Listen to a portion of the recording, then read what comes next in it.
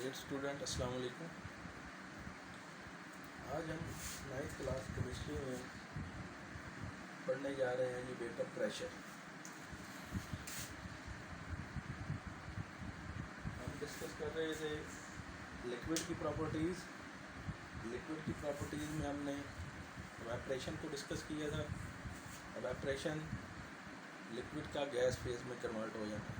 और first lecture में हमने लिक्विड की प्रॉपर्टीज़ में डिस्कस किया था कि लिक्विड की प्रॉपर्टीज़, उसके अंदर एक तो लिक्विड एवापोरेशन भी शो करते हैं, उनका वेपर प्रेशर होता है, उनके अंदर बॉइलिंग, उनका एक ख़ास बॉइलिंग पॉइंट होता है, और लिक्विड के अंदर डिफ्यूजन भी होती है।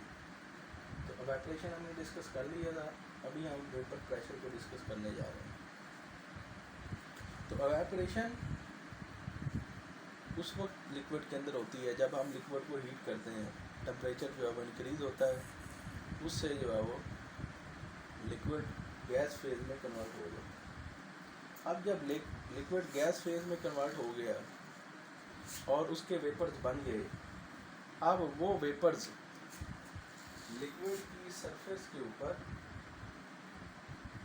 ये फर्ज करें हमने लिक्विड लिया था, इसको हमने हीट करना शुरू किया, ठीक है जी, और ये लिक्विड गैस फेज में कन्वर्ट हो गया, यानी इसके वेपर्स बन गए। अब ये वेपर जो हैं वो लिक्विड की सतह के ऊपर, लिक्विड की सरफेस के ऊपर जो प्रेशर एक्सर्ट करते हैं वो वेपर प्रेशर कहलाएगा। अच्छा, एवापोरेशन में हमने डिस्कस किया था कि जब लिक्विड के मॉलिक्यूल्स को हीट मिलती है, हीट एनर्जी मिलती है, उनकी काइनेटिक एनर्जी में इजाफा होता है। वो हीट एनर्जी उनकी काइनेटिक एनर्जी में कन्वर्ट हो जाती है, और वो काइनेटिक एनर्जी उनको इतनी पावर देती है कि वो इंटरमॉलिक्यूलर फोर्स से आज़ाद होकर लिक्विड की सरफेस से वेपर्स में कन्वर्ट होकर आज़ाद हो जाते हैं।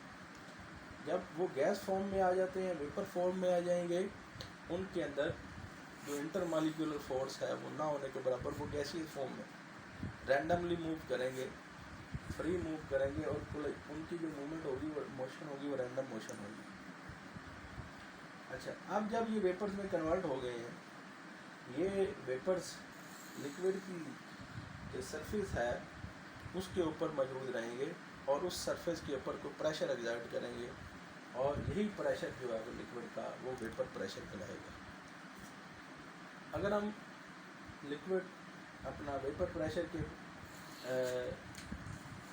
बात करें, कौन कौन सी चीज़ें हैं जो वेपर प्रेशर को इफ़ेक्ट करती हैं, यानी वेपर प्रेशर को इफेक्ट करने वाले फैक्टर्स कौन कौन से। तो 3 फैक्टर मैंने यहाँ पर लिखे हैं। एक तो नेचर ऑफ लिक्विड, एक उसमें आ गया साइज ऑफ मॉलिक्यूल, और तीसरा आ गया उसके अंदर टेम्परेचर। सबसे पहले हम बात करते हैं जी नेचर ऑफ लिक्विड किस तरीके से वेपर प्रेशर को रिएक्ट करता है।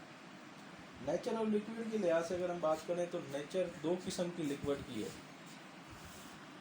या तो लिक्विड जो है वो पोलर होंगे, यहाँ पर मैं लिक्विड देता हूँ, या लिक्विड पोलर होंगे या नॉन पोलर होंगे। 2 तरह के लिक्विड होते हैं। अच्छा, जो पोलर लिक्विड होंगे उनके अंदर जो है वो इंटरमॉलिक्यूलर फोर्स स्ट्रॉन्ग होगी, और जबकि नॉन पोलर जो होंगे इनके अंदर इंटरमॉलिक्यूलर फोर्स वीक होगी। एग्जांपल इसकी देते हैं कि पोलर वाटर एक पोलर लिक्विड है, इसके अंदर इंटरमॉलिक्यूलर फोर्स स्ट्रॉन्ग है। इससे एज कंपेयर, इसको कंपेयर करें नॉन पोलर, तो बेंजीन है, अल्कोहल है, ठीक है जी, जो कि नॉन पोलर लिक्विड्स हैं, उनके अंदर इंटरमॉलिक्यूलर फोर्स है वीक।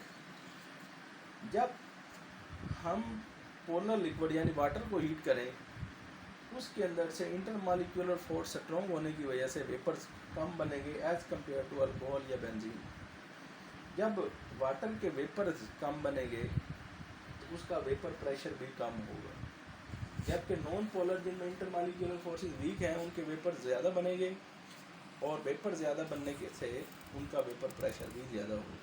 तो यहाँ से हम ये बात कह सकते हैं कि पोलर लिक्विड के अंदर वेपर प्रेशर कम होता है एज कंपेयर टू नॉन पोलर्स।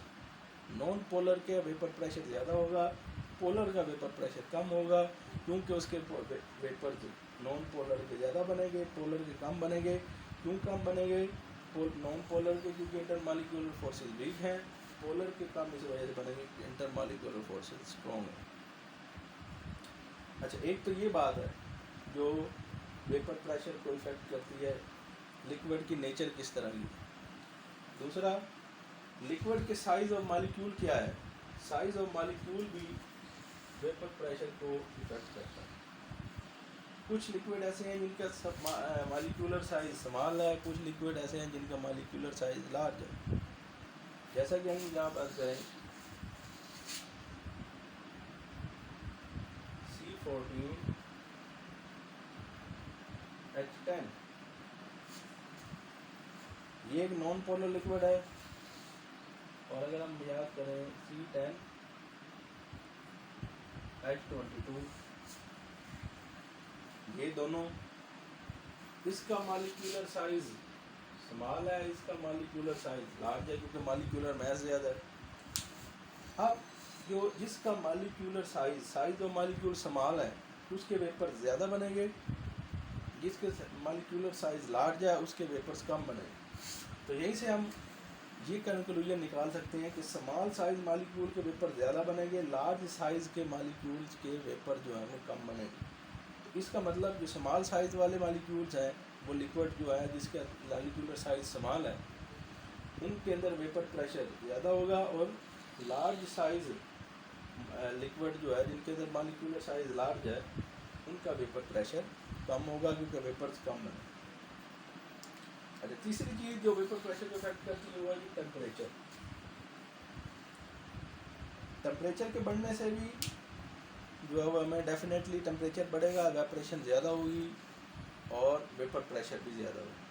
जब हम टेम्परेचर कम करेंगे, एवेपोरेशन कम हो जाएगी, वेपर्स कम बनेंगे और वेपर प्रेशर भी कम होगा। तो ये तीनों चीज़ें हैं जो वेपर प्रेशर को एग्जर्ट करती, वेपर प्रेशर को इफेक्ट करती हैं। अच्छा, अब हमने इस आर्टिकल के अंदर पढ़ा है कि लिक्विड की प्रॉपर्टीज में वेपर प्रेशर क्या होता है।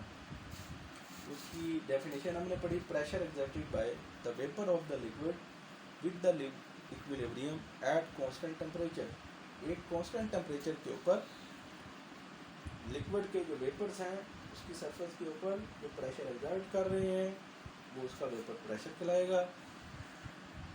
और उसके तीनों फैक्टर हम जो है वो यहाँ पर डिस्कस किए हैं।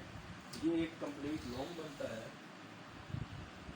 जिसके अंदर आप इसकी वेपर प्रेशर की डेफिनेशन, उसके जो है वो तीनों फैक्टर आप जो है वो इसके अंदर डिस्कस करेंगे और इस पर लर्न भी करेंगे, और जब सवाल आपसे पूछा जाए तो उसको राइट भी करेंगे।